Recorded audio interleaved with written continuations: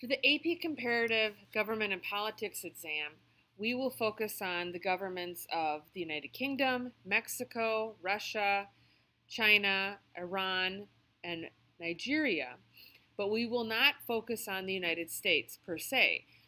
However, this sort of begs the question, why do we start with the United States if it's not actually on the exam?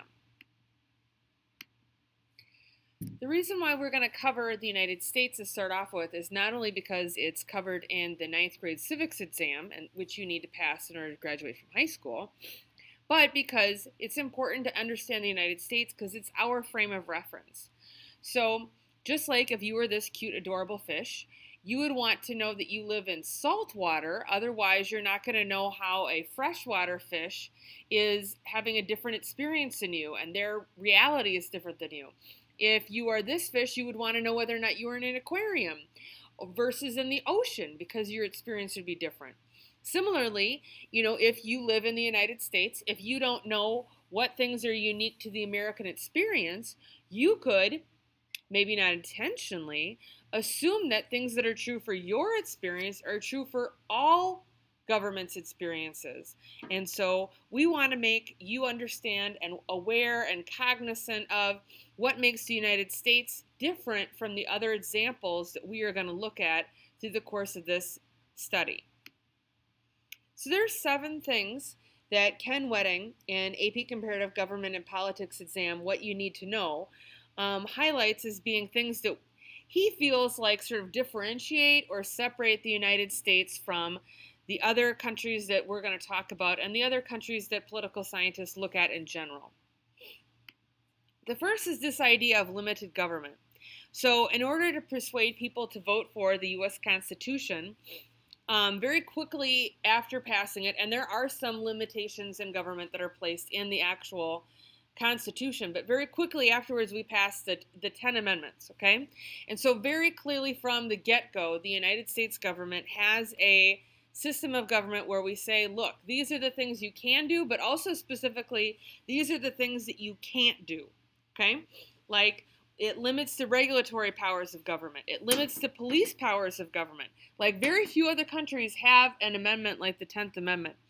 It took a specific amendment to even give the government the power to collect an income tax, okay? Some governments have limited government, but that's because they elect someone who believes in limited government. It's a part of our American system, like from the get-go. And so that's a unique feature to the United States' model. The United States also uses a federalist model, and I think that that's important to understand.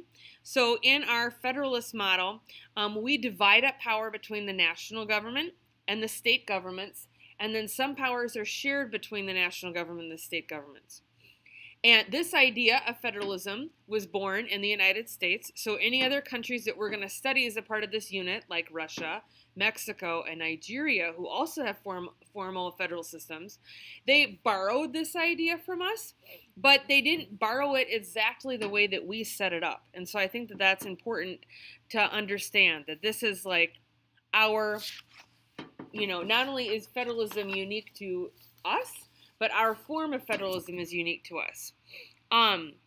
We have given the states in this country, particularly through the 10th Amendment, the right to be able to do some of their own things, like to regulate trade or commerce within their state, to establish and maintain schools, to establish local governments, to issue license permits and certificates for different types of professions, to protect the public safety and morals of the people in their state the way that they see fit, to maintain a state militia, and that they get a considerable influence in whether or not we amend the Constitution. Like, an amendment would have to be passed by 3/4 of the states. I think it's important to understand that the countries that we're going to talk about rarely give any type of local government power. Okay, that is something that is really unique to the American system, and no other country that we're going to talk about has any sort of 10th Amendment that states these things. Additionally, it's important to understand that even though there are only 3 countries that we're going to talk about, Iran, China, and the United Kingdom, that have unitary governments, It's important to understand that actually more countries in the world have unitary systems than federal systems, but that would be an easy mistake to make if you are living in the United States and you don't have a vantage point of sort of looking at whether or not we are in our own fishbowl, going back to my fish analogy. Another unique feature of the American system of government is this idea of separation of powers. And this comes from James Madison, who is, of course, one of the founding fathers and one of the authors of the Constitution. We give specific jobs to the executive branch. The executive branch is supposed to carry out the laws. The legislative branch is supposed to make the laws, and the judicial branch is supposed to have the power of judicial review, which is a very unique feature to the American system of government, in which they're supposed to interpret whether or not the laws that are passed are constitutional and whether or not the other branches or states are actually upholding the Constitution. Okay? It is difficult for some other countries to have separation of powers because they don't have their systems set up the same way. So, for example, in the United Kingdom, they can't have separation of powers because the executive branch, i.e. the Prime Minister, is actually chosen by the legislative branch, i.e. the Parliament, and has to be a member of that branch. Okay? Also, most of the countries that we're going to talk about barely even have a judicial branch, and it certainly doesn't have the power to be able to actually call and to question the constitutionality of something the executive branch did. So that is a very American feature. There are lots of ways that a country could try to get legitimacy. Okay? All governments want to be seen as legitimate so that people in their country will actually follow their rules. Okay? In the United States, we try to achieve legitimacy through having the public support us because they feel like they got to have a decision-making process in choosing us. So we use elections as a way to achieve this type of legitimacy. There are other ways that countries try to achieve legitimacy, and that could be that they protect their country from foreign invasion. It could be that they're providing egalitarian resources to other people. It could be that they're using tradition, but the idea is that there's lots of ways that governments promote legitimacy. We just have a very particular way that we do, but actually all countries want to have legitimacy in one way or another. And sorry, I misspelled legitimacy. The United States, we of course elect our leaders, right, because we have a democratic republic.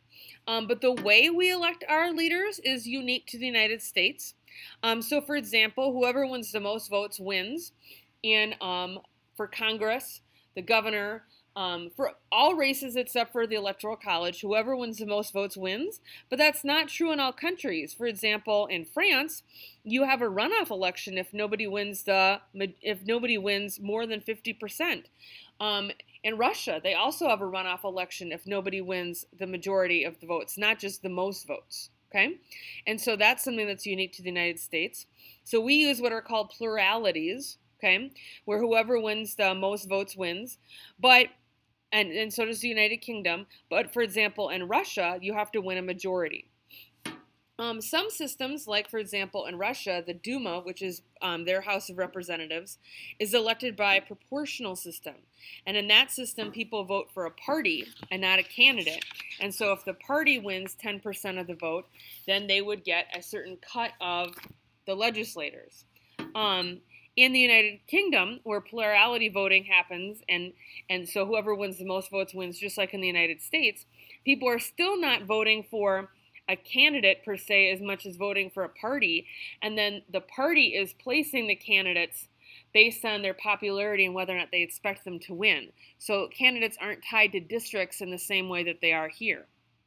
Another feature that's unique to the US system is that we have primary elections. Other countries have elections, but they don't have a whole rigorous 2-year system of competing to even get to be on the ballot like we have. Okay, so we're about to start the Iowa caucuses and the New Hampshire primaries, and other countries don't have elections to decide who gets to be in the election. That's a uniquely American feature. We also have a 2-party system in the United States, and we have rules that set up that basically guarantee that there will be a 2-party system, like, for example, the Electoral College. And that is another unique feature to the United States. There is not another country in the entire world that uses the Electoral College. No one copied us on that. We have what's called a very litigious society, in that in the United States, most people, when they say this expression, well, I'll see you in court or I'll sue you, they're only somewhat kidding.